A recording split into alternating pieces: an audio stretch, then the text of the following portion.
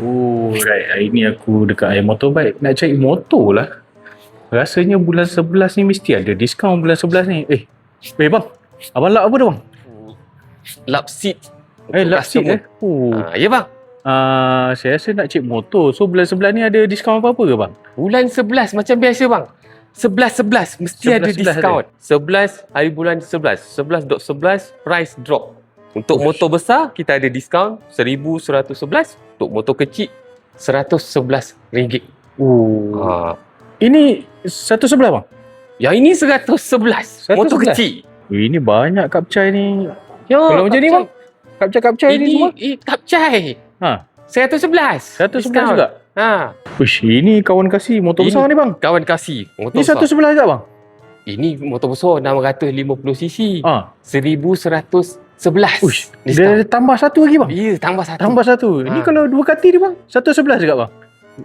Motor besar. Oh, motor besar. Ini 1000cc ni. RM1,111 diskaun. Oh. Ni Aveta ni bang? Aveta. Aveta? Bukan. Bukan. Bukan Aveta. Ini Yamaha. Oh, Yamaha. Yamaha Sorry bang. Ni 111 juga? Sini 250cc. 1111 Oh ya.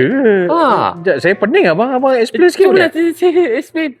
Macam saya cakap tadi, untuk bulan November, bulan 11, kita ada 11-11 price drop.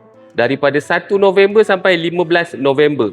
Untuk motor-motor besar, 250cc dan ke atas, kita akan beri diskaun RM1,111.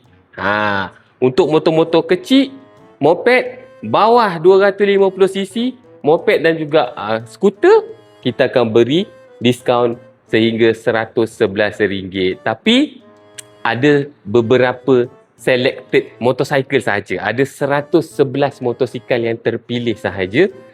Korang boleh tengok dekat level 1 ni ataupun dekat level G kat bawah. Kalau korang nak lagi detail, korang boleh tengok dekat iMotorbike punya website. Booking pun untuk bulan ni RM111 sahaja.